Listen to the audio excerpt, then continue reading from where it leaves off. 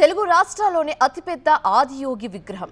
ఒక పక్క పచ్చని ప్రకృతి, మరో పక్క ఆహ్లాదకరమైన వాతావరణంలో ఆధ్యాత్మికతకు చిహ్నంగా నిలుస్తుంది ఆ విగ్రహం. మహాశివరాత్రి రోజున ఆవిష్కరణ కానుంది విగ్రహం. ఇంతకీ ఈ ఆదియోగి విగ్రహం ఎక్కడ ఏర్పాటు కానుంది? వివరాలు తెలుసుకోవాలంటే ఈ స్టోరీ పూర్తిగా చూడాల్సిందే. ఆంధ్ర శబరిమల అయ్యప్ప ఆలయంలో ఉన్నాము. ఇదే సన్నిధిలో ఆదియోగి అంటే జ్ఞానయోగి, జ్ఞానముద్రధారిగా పేరొందినటువంటి జ్ఞానయోగి విగ్రహం ఇక్కడ ఆవిష్కృతం కాబోతుంది. ఏదైతే ఆ కోయంబత్తూరులో ఉన్నటువంటి ఇషా ఫౌండేషన్ దగ్గర ఏ రకమైనటువంటి ఆదియోగి విగ్రహం ఉంటుందో అదే రీతిలో ఇక్కడ అద్భుతంగా కనువిందు చేస్తున్నటువంటి దృశ్యాలు కూడా చూడొచ్చు. ఇప్పటికే భక్తుల తాకిడి పెరిగింది. శివరాత్రి పర్వదినాన ఈ ఆదియోగి విగ్రహాన్ని ఆవిష్కరించనున్నారు.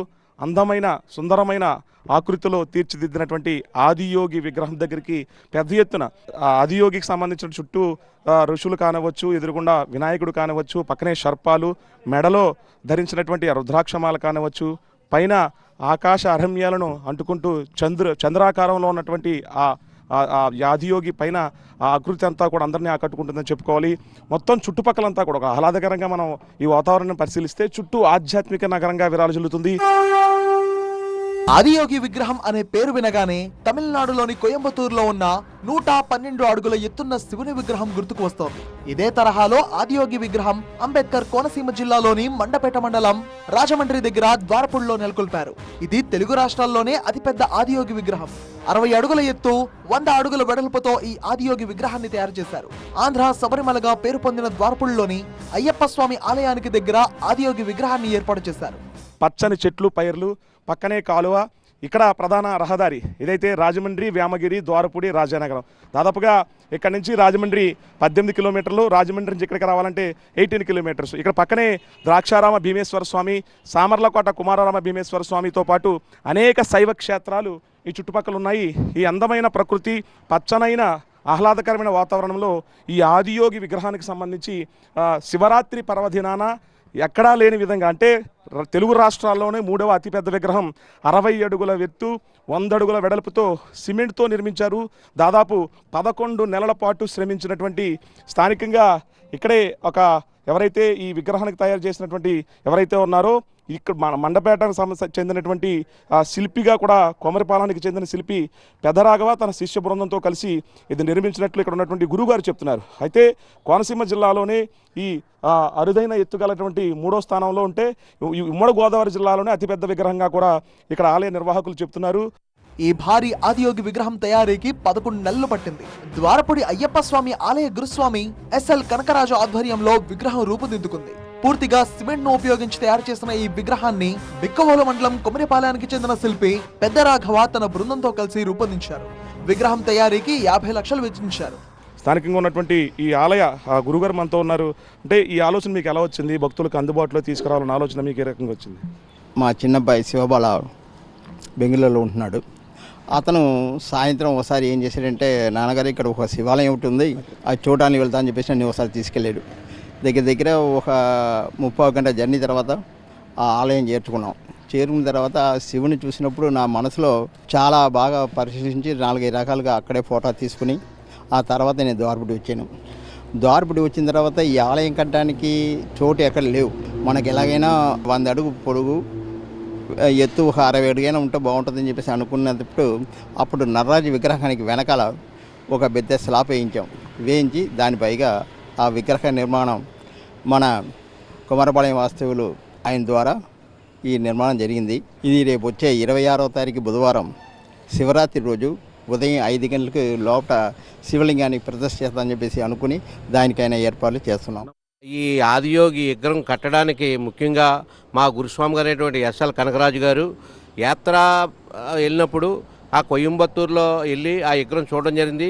అదే విగ్రహం ఇక్కడ కూడా కడితే బాగుంటుందనే ఉద్దేశంతో ఇక్కడ ఈ శివాలయం ఎదుర్కొంటున్న ఖాళీ స్థలంలో కట్టడం జరుగుతుంది.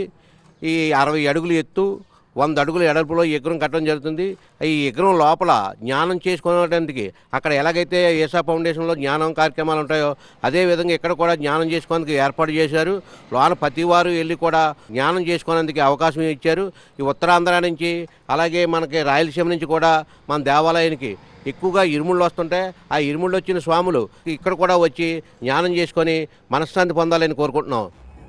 కోయంబత్తూరు తరహాలోని ఇక్కడ ఆదియోగి విగ్రహం వెనుక భాగంలో యోగా ధ్యానం చేసేందుకు ఏర్పాట్లు చేశారు. అక్కడే ఏకశిలా నిలువెత్తు శివలింగం ఏర్పాటు చేశారు. ఇక్కడ ప్రత్యేక పూజలు చేయడానికి వీలు లేకపోయినప్పటికీ భక్తులు దీపారాధన చేసి శివ పంచాక్షరి నామాన్ని జపిస్తూ ధ్యానం చేసుకునేందుకు ప్రత్యేక ఏర్పాట్లు ఉన్నాయి.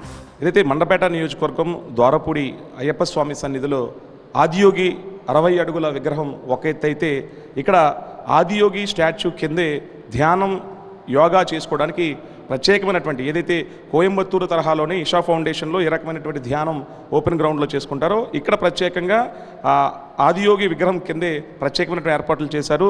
ఒక ఏకశిల శివలింగాన్ని శివరాత్రి రోజు ప్రతిష్ఠించున్నారు. ప్రత్యేకంగా భక్తుల కోసం ఎక్కడైతే ఇక్కడ ఓం నమ శివ అంటూ ధ్యానం చేసుకుంటారు. ప్రత్యేకంగా పూజలు అవి లేకుండా కేవలం దీపారాధన చేసి అనంతరం వచ్చేటువంటి భక్తులంతా కూడా ఈ లోపలికి వచ్చి ఇక్కడ శివ స్టాచ్యూకి సంబంధించి పైన మొత్తం అంతా కూడా 100 అడుగుల వెడల్పుతో 60 అడుగుల ఎత్తులో ఉన్నటువంటి ఆదియోగి స్టాచ్యూకి సంబంధించినటువంటి ఆ నమూనా ఇక్కడ పెట్టి పక్కనే శివలింగాన్ని ఏర్పాటు చేశారు.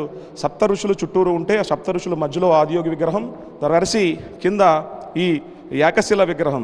ఇప్పటికే ఓంకార్ నుంచి ప్రత్యేకంగా అక్కడ జలాభిషేకం చేసిన తర్వాత ఇక్కడ తీసుకొచ్చారు. ఈ రకంగా ఇక్కడ భక్తులంతా వచ్చి యోగా ధ్యానం చేసుకున్నటువంటి ఇక్కడ దృశ్యాలు అంటే ఇప్పుడు ఇంకా వర్కులు జరుగుతూ ఉన్నాయి. ప్రత్యేకంగా ఇంకా అనేక ఏర్పాట్లు కూడా చేయబోతున్నారు. భక్తులు సుదూర ప్రాంతాల నుంచి వచ్చేవారంతా కూడా ఇక్కడ ఈ ఏకశిల శివలింగం ఏదైతే ఉందో ఆ శివలింగం దగ్గర వీళ్ళంతా కూడా భక్తులు ధ్యానం చేసుకుంటూ ఒక పక్క అయ్యప్ప స్వామి సన్నిధిలో ఇప్పటికే ఆంధ్ర శబరిమలగా పేరొందినటువంటి అయ్యప్ప స్వామి సన్నిధిలో ఫస్ట్ అట్రాక్ట్ వచ్చేసి ఏదైతే శివరాత్రి రోజు పెద్ద ఘట్టంగా ఆవిష్కృతం కానున్నటువంటి ఈ ఆదియోగి విగ్రహంతో పాటు కిందే ఈ ప్రత్యేకమైనటువంటి యోగా ధ్యానం చేసుకునేందుకు శివలింగం దగ్గరే ఏకశిల శివలింగం దగ్గరే వాళ్ళంతా కూడా ధ్యానం చేసుకోబోతున్నారు. ఉమ్మడి ఉభయ గోదావరి జిల్లాలలోనే కాకుండా ఇతర రాష్ట్రాల నుంచి కూడా ఎవరైతే దూర ప్రాంతాలకి తమిళనాడు తరహా ఆదియోగి ఎక్కడైతే ఆ ఇషా ఫౌండేషన్ వెళ్ళలేనటువంటి భక్తులు ఎవరైతే ఉంటారో వాళ్ళందరికీ అందుబాటులో ఈ రకమైనటువంటి ఈ ధ్యాన మందిరాన్ని తీసుకొచ్చింది ద్వారపూడి అయ్యప్ప స్వామి సంస్థ అని చెప్పుకోవాలి. ప్రకృతి అందాలకు నిలయమైన పచ్చని కోనసీమలో కొబ్బరి చెట్లు కాలువతో అలలారుతున్న ఆంధ్ర శబరిమల అయ్యప్ప స్వామి సన్నిధిలో ఆదియోగి విగ్రహం నెలకొల్పడంపై భక్తులు హర్షం వ్యక్తం చేస్తున్నారు. తమిళనాడు కోయంబత్తూరులోని ఆదియోగి విగ్రహం దర్శించుకోలేని భక్తులకు ఓ వరం ద్వారపూడి ఆదియోగి విగ్రహ దర్శనం. ఈ ఈశ్వరుని చూసి కానీ చాలా కడుపు నిండిపోయి చాలా ఆనందంగా ఉంది. నేను వెళ్ళి మాత్రం చాలా మందికి చెప్పండి ద్వారపూడి వెళ్ళండి అని చెప్తానండి. చూడలేదండి ఇప్పుడు ఎక్కడానే, ఇక్కడే చూసాను నేను. చాలా చాలా ఆనందంగా ఉందండి. నాకు చాలా ఆనందంగా ఉందండి. ఎక్కడో కోయంబత్తూరు వెళ్ళి అక్కడ దాకా వెళ్ళే అవకాశం లేని వాళ్ళకి ఈ దగ్గరలో ఉన్న మన కోనసీమ జిల్లా ద్వారపూడి దగ్గరికి వచ్చి దగ్గరలో ఉన్న అయ్యప్ప స్వామి ఆలయం పక్కనే ఉండటం చాలా అదృష్టకరం. గోదావరి జిల్లా ఇది, గోదావరి దగ్గరలో ఉంటే ఇంకా చాలా ఆనందంగా ఉంది. అక్కడికి వెళ్ళే అవకాశం లేని వాళ్ళు అంత లాంగ్ దగ్గరలోనే ద్వారపూడి క్షేత్రంలో నిర్మించినందుకు చాలా ఆనందంగా ఉందండి నాకు. ఆదియోగి విగ్రహం ఆవిష్కరణ కాకముందే ఈ భారీ విగ్రహాన్ని చూసేందుకు ప్రజల్లో ఉత్సుకత నెలకొంది.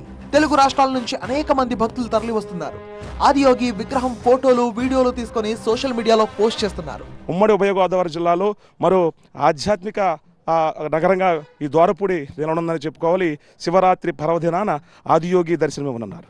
100% రసూల్తో కలిసి సత్య టీవీ ద్వారపూడి నుంచి.